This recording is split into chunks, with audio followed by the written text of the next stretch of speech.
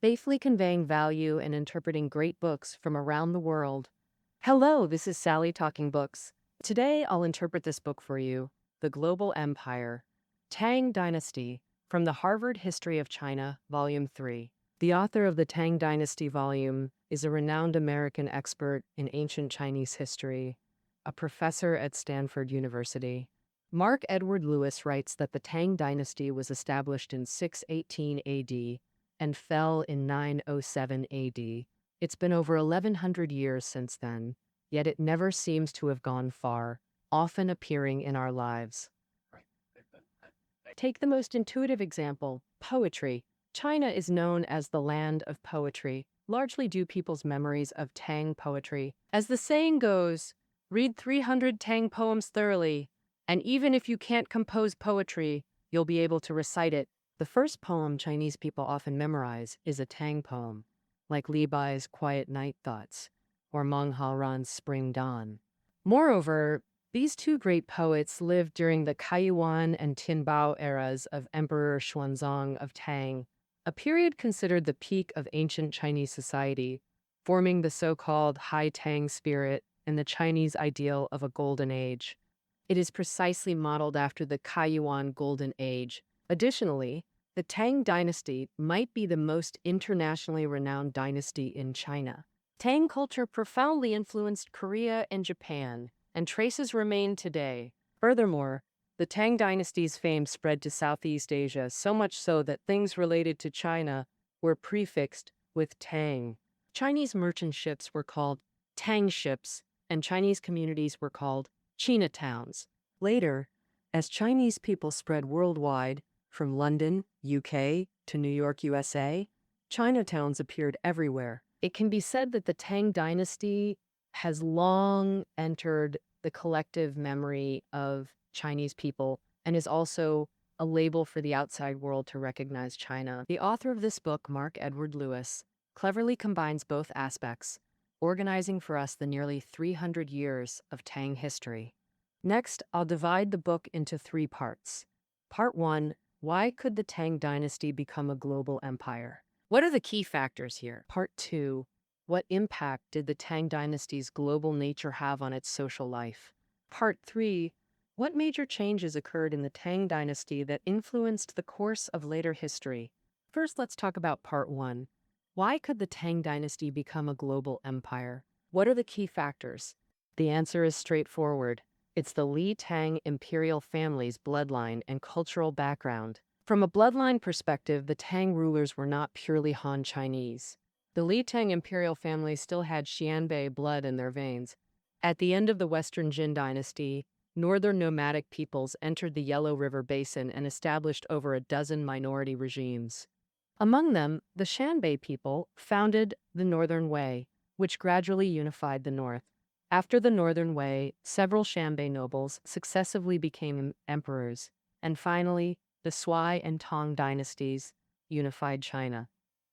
Naturally, the rulers of the Tang dynasty also had Xianbei blood. Emperor Gaozu of Tang, Li Yuan's mother, was the daughter of the Xianbei noble Dugu Xin, so Li Yuan was born half Xianbei. Later, Taizong, Li Shimin, and Gaozong, their mothers also came from Xianbei nobility. Counting up, the first 3 emperors of the Tang dynasty all had Xianbei blood, which had a decisive influence on the Tang becoming a global empire. As we know, in Chinese history, the Tang dynasty's territory was second only to the Qing dynasty. At its peak, the Tang territory extended south to include most of today's Vietnam and north to reach Lake Baikal. To the west, it crossed the Pamir Plateau and controlled Central Asia.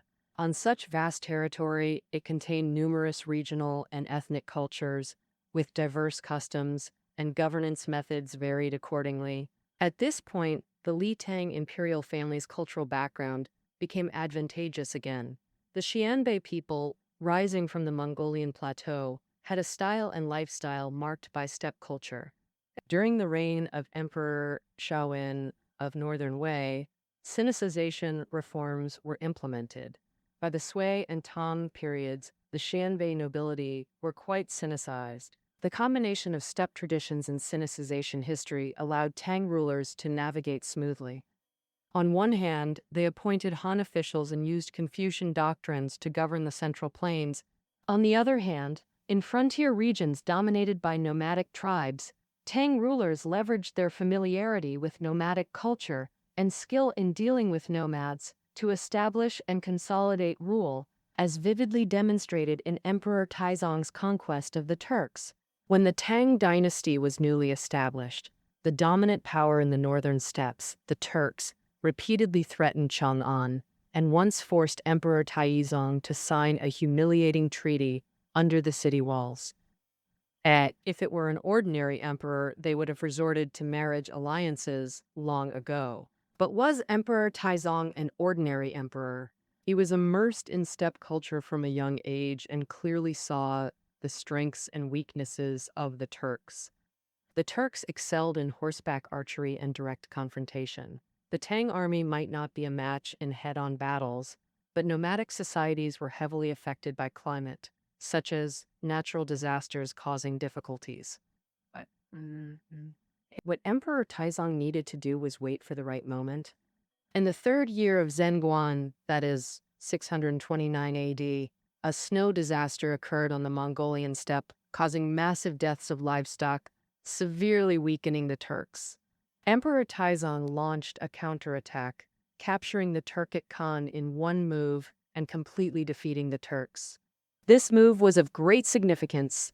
The vast regions originally controlled by the Turks were henceforth incorporated into the Tang dynasty's territory. In 640 AD, Emperor Taizong established the Anxi Protectorate, encompassing today's Xinjiang, China, and parts of Central Asia, forming the Tang frontier. Emperor Taizong himself was revered by the various frontier ethnic groups as the Heavenly Khan. Emperor Taizong's control over the western regions also brought the Silk Road traversing Central Asia to its peak prosperity. The Tang dynasty's Silk Road started from Chang'an or Luoyang, traversed the Hexi Corridor, entered today's Xinjiang, crossed the Pamir Plateau into Central Asia, then continued westward through the Middle East to Italy. Chinese silk and paper. These continuously flowed into Europe via the Silk Road. Correspondingly, numerous foreign goods also entered China along this route.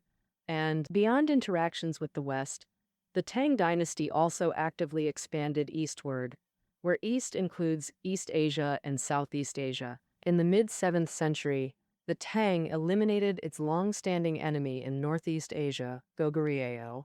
Silla, relying on Tang's power, conquered Baekje and unified the Korean peninsula. As a vassal relationship, Silla was influenced by Tang in multiple aspects. Politically, the Silla king required investiture by the Tang emperor for legitimacy. Silla's legal system was modeled on the Tang's. Culturally, the state established National Academy, listed Confucian classics like the Analects and Book of Rites as required reading. Silla scholars also used Chinese character sounds to record Korean, developing Idu script, writing for official use. In ancient times, mastery of Idu script was fundamental for any Korean aspiring to become an official.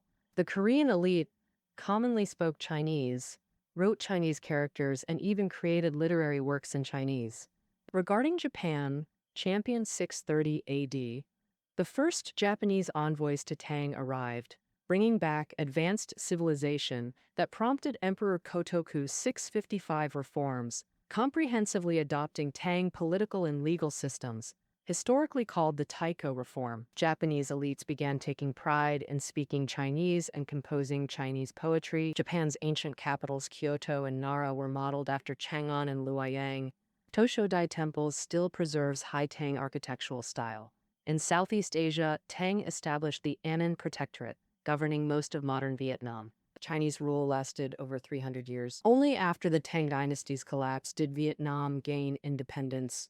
During this period, Chinese systems of weights, measures, and currency were implemented in Vietnam, while Vietnamese scholars studied Chinese and Confucian classics. Through exchanges with East Asian nations, the Tang dynasty built the East Asian cultural sphere. In this circle, the elite classes of China, Korea, Japan, Vietnam, and other countries, though speaking different languages, they could communicate using a shared writing system. Chinese characters. All right, that concludes the first part. Let's summarize. The Xianbei cultural background of the Tang imperial family enabled territorial expansion into Central and Southeast Asia with effective governance. The prosperity of the Silk Road and formation of the East Asian cultural sphere both relate to this. It's in this sense we call Tang a global empire. So, what impact did this global nature have on social life then? That's what I'll cover in the second part. If you were a Pang-era Chang'an resident, you'd easily feel this was an international metropolis. Walking down the street, you might encounter foreigners with exotic looks and unique attire, collectively called Hu people. These Hu people could be Western envoys coming specifically to pay tribute and show submission.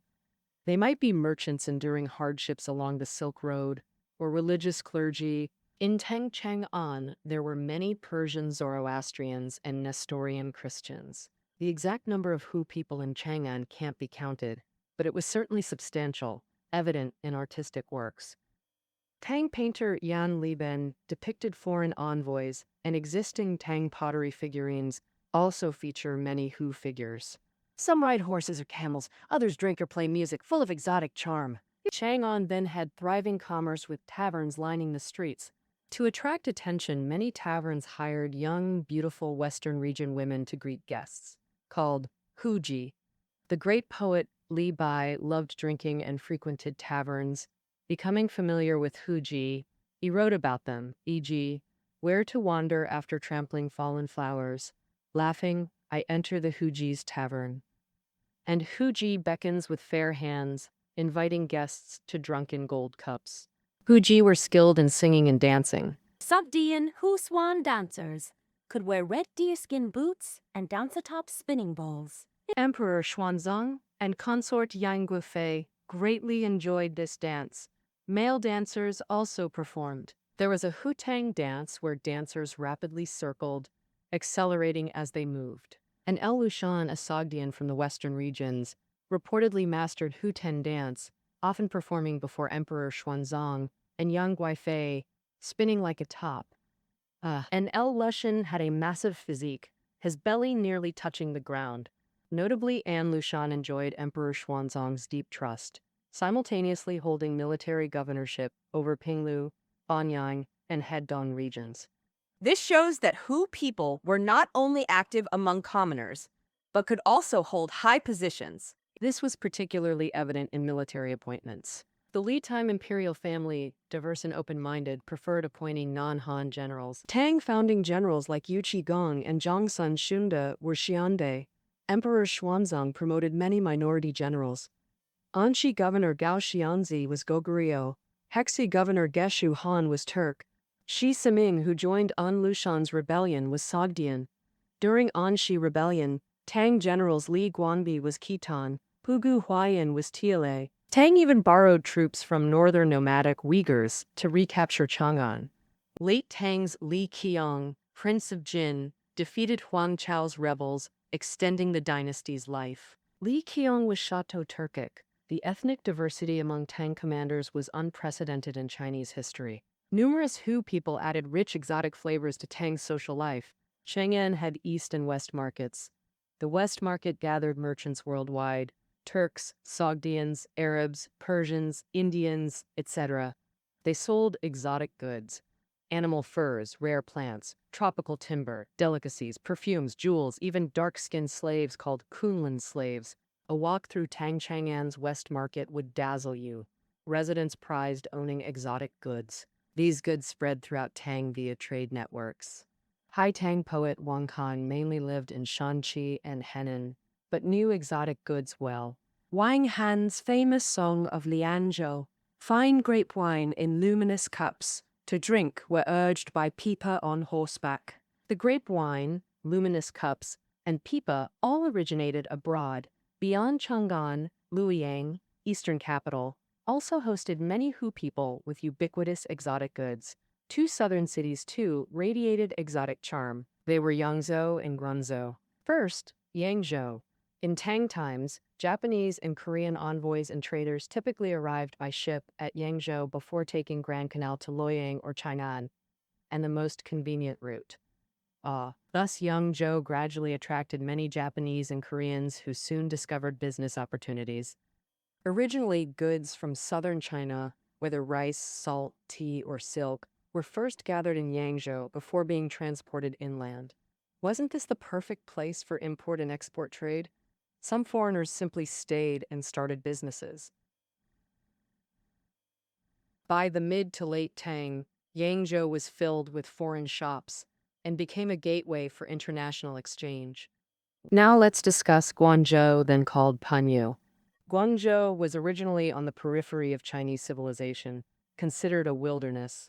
This situation changed during the Tang Dynasty. After establishing the Annan Protectorate, Tang's connections with Southeast Asia strengthened, making Guangzhou a hub for personnel exchange and trade. Living in Tang-era Guangzhou, encountering Southeast Asian natives like Javanese, Khmers, or Chams during walks was commonplace.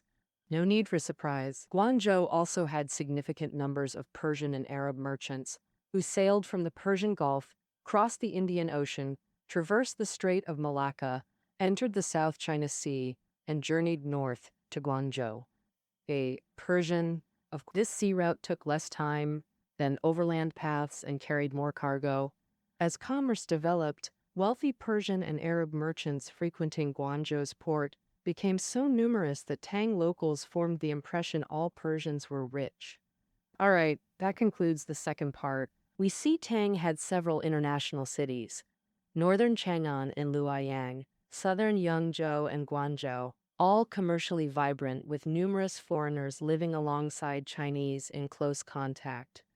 Among all Chinese dynasties, Tang undoubtedly had the highest level of urban internationalization. Having discussed global aspects, what significance did Tang hold for China's own historical development? This is the third part. What we'll cover, simply put, Tang was a watershed in ancient Chinese history, marked by several crucial transformations. These were both part of Tang's historical trajectory and profoundly influenced later eras. They can be summarized by three trends. I'll explain them one by one. First trend: China's political economic center shifted eastward and southward. Starting late Eastern Han, northern China suffered repeated turmoil, devastating society and economy, driving mass migration southward, shifting China's economic center south. After Tang's establishment, this trend intensified. Though the Li Tang imperial family hailed from the northwest, they still placed the capital in Chang'an. However, the natural environment in Shanxi has become less than optimistic. For centuries, forests around Chang'an were heavily logged for building palaces, temples, and residences, leading to soil erosion, land salinization, and declining grain yields. To address this, Emperor Yang of Sui dug the Grand Canal to transport grain from the northeast and southeast to Chang'an. Tang rulers continued to improve this project, struggling to maintain daily supplies for Chang'an residents. Even so, with population growth, Chang'an became overwhelmed. Whenever Shanxi faced grain shortages, the emperor had to move to the secondary capital, Luoyang, with his officials. Historical records show Emperor Taizong moved to Luoyang 3 times, Emperor Gaozong 7 times, and Emperor Xuanzong even more frequently. From the 5th to the 24th year of the Kaiyuan era, almost every 2 years, he had to shuttle back and forth between Chang'an and Luoyang. After the Anshi Rebellion broke out, Chang'an was briefly occupied by rebels, leaving the entire northwest devastated. As for the northeast, it first served as the rebel stronghold, then was controlled by local military governors. Grain and taxes meant for Chang'an were intercepted, forcing the court to rely more on the southeast, greatly boosting its prosperity. Yangzhou, Suzhou, and Hangzhou developed into major cities starting from the mid-Tang period, and Suzhou had served as a prefectural governor. Bai Jui believed that Suzhou's prosperity surpassed that of Chang'an. By this point, the shift of China's economic center from north to south was set. Subsequent dynasties, Song, Yuan, Ming, Qing, all relied on southeast wealth to sustain the capital's operations and military actions on northern borders. On the other hand, China's foreign interactions shifted from west to east. After the Anxi Rebellion, Tang could no longer control Central Asia and even temporarily lost the Hexi Corridor. The Silk Road was largely cut off, shifting the focus of overseas trade to the southeast coast, and cultural exchanges turned eastward accordingly. Taking Buddhism as an example, since the Eastern Han Dynasty, its spread was from India northward through Central Asia into China. So, for Chinese people, Buddhism came from the West. Chinese Buddhists making pilgrimages to India would take this route in reverse. For instance, Master Xuanzang traveled to India via Central Asia. After returning, he brought back numerous Buddhist scriptures and devoted himself to spreading Buddhism, greatly advancing its development in China. On this basis, distinctive Buddhist schools formed, such as Tiantai, Pure Land, Chan, and Vinaya, collectively known as Chinese Buddhism. As foreign interactions shifted eastward, Chinese Buddhism spread to Korea, Japan, and other countries, profoundly influencing local Buddhist traditions. For example, Master Jianzhen, the Buddhist leader from Yangzhou, accepted an invitation from Japanese envoys and resolved to travel east to Japan. Despite multiple failures and becoming blind, Jianzhen relied on astonishing perseverance and finally reached Nara, Japan, at 66 years old. Jianzhen preached in Nara for 10 years until his death at Toshodai Temple, making exceptional contributions to Sino-Japanese cultural exchange. By the Song Dynasty, with the Western Xia completely blocking the Silk Road, the imperial court focused entirely on maritime trade. During the Southern Song, profits from maritime trade even became a fiscal pillar. Foreign interactions during Ming and Qing dynasties also centered on the southeastern coast, a pattern continuing into modern times. The second tendency was the loosening grip of aristocratic families in politics. Since the Wei Jin period, aristocratic clans played crucial political roles, holding hereditary offices, wielding social resources to influence court affairs, even challenging imperial authority. For a long time, high offices were monopolized by scions of these families, and Tang was no exception.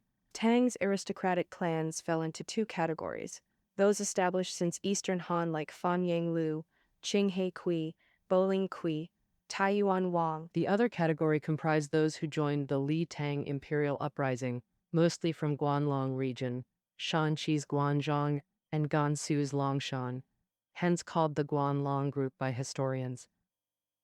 Jiangsun Wuji, who assisted Emperor Taizong in the Xuanwu Gate incident, typified this group. Traditional great clans, plus the Guanlong group, formed Tang's aristocracy, with fourth rank plus officials mostly from these families.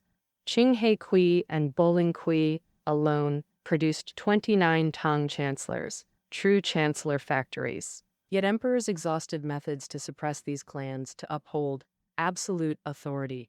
One incident illustrates this well. In 632 AD, Emperor Taizong ordered officials to compile the clan records, ranking the nation's great families. When Boling Kui unexpectedly ranked first, Emperor Taizong flew into rage and ordered a revision. Officials learned their lesson this time. The new clan records placed the Li Tang imperial clan first, imperial relatives second. Boling Kui was demoted to third rank. Emperor Taizong thus warned aristocratic clans, "Your privileges are imperial gifts. Know your place."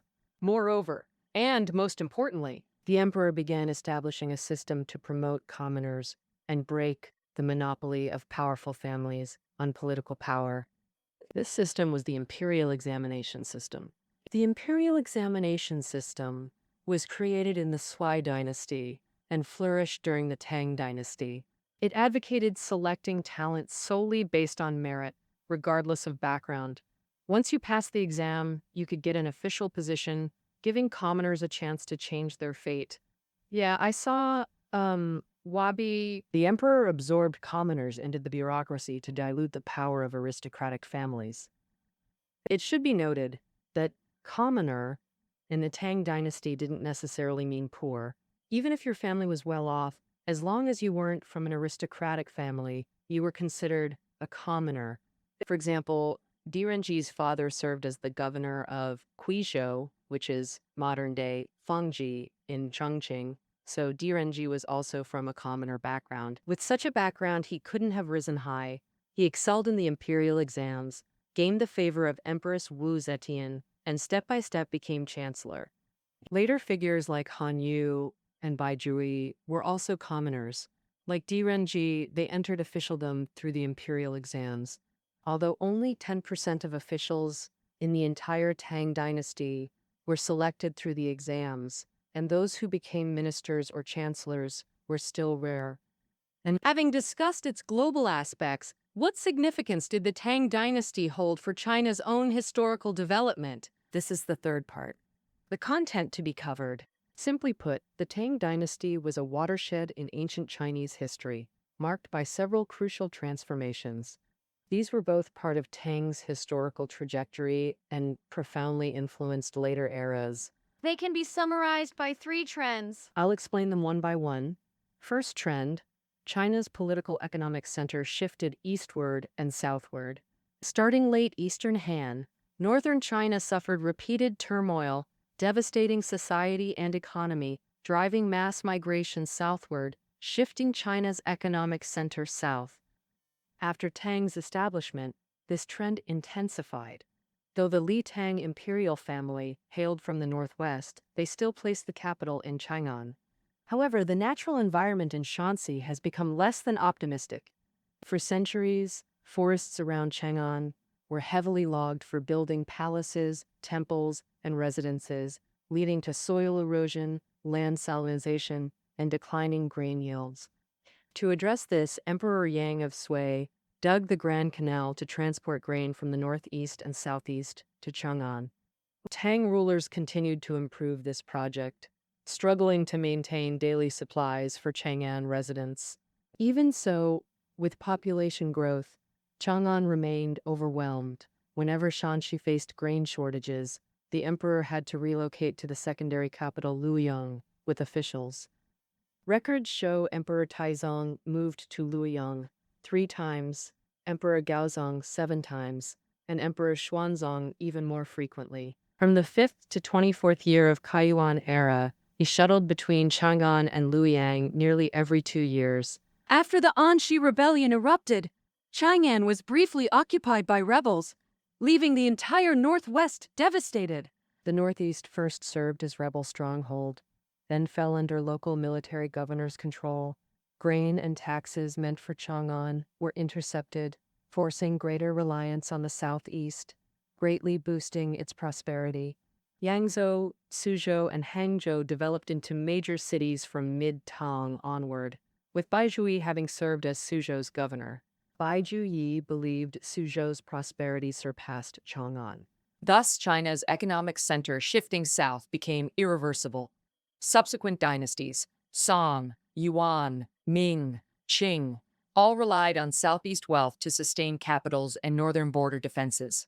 On the other hand, China's foreign interactions shifted from west to east. After Anxi Rebellion, Tang lost control over Central Asia and even temporarily lost the Hexi Corridor. The Silk Road was largely severed, shifting maritime trade to the southeast coast and cultural exchanges eastward. Take Buddhism. Since Eastern Han, it spread from India northward through Central Asia into China. So, for Chinese, Buddhism came from the west. Chinese Buddhist pilgrims to India simply reversed this route. Well, for instance, Master Xuanzang detoured through Central Asia to India. After returning, he brought Buddhist scriptures and promoted Dharma, greatly advancing Chinese Buddhism. This foundation birthed indigenous schools like Tiantai, Pure Land, Chan, and Vinaya, collectively called Chinese Buddhism.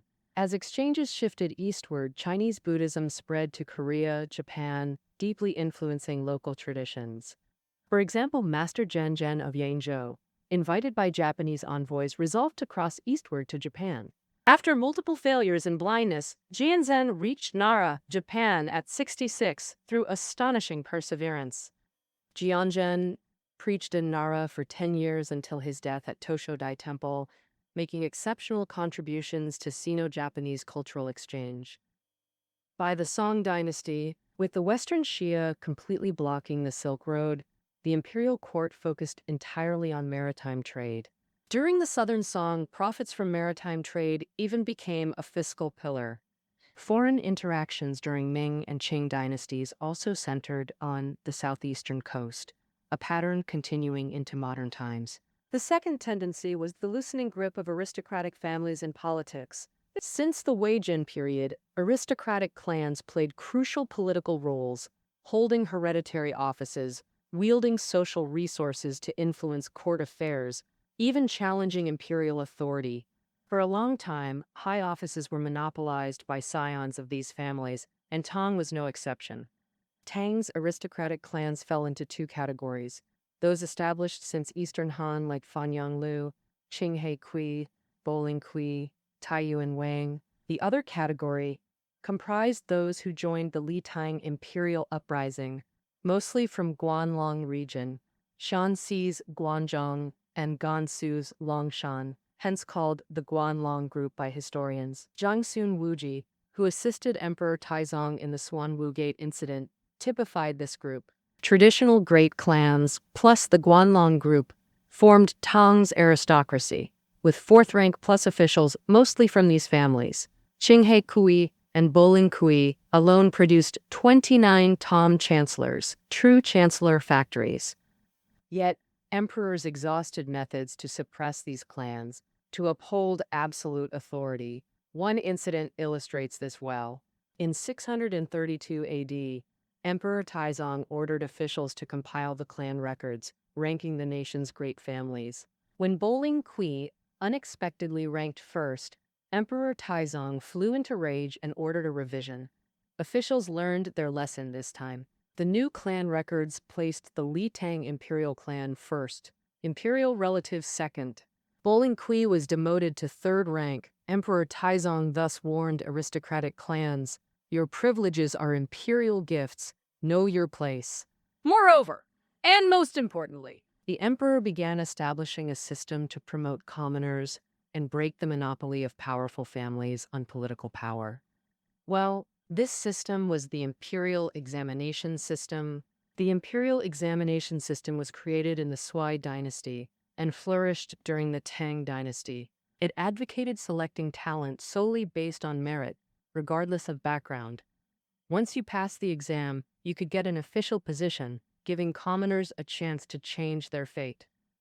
Oh, Shilet, look. The emperor diluted the power of aristocratic families by absorbing commoners into the bureaucracy. It should be clarified that commoners in Tang context didn't necessarily mean impoverished. Even those from comfortable non-aristocratic families qualified. For instance, Di Renji's father served as chief administrator of Kuizhou, a local official in today's Fengji, Chongqing, so Di Renji was considered a commoner. With such origins, he couldn't have risen high originally, but he excelled in imperial exams, won Empress Wu Zetian's favor, and gradually became chancellor. Later figures like Han Yu and Bai Jui were also commoners who, like Di Renji, entered officialdom through imperial examinations. Though only about 10% of Tang officials came through exams, and even fewer exam graduates became ministers or chancellors,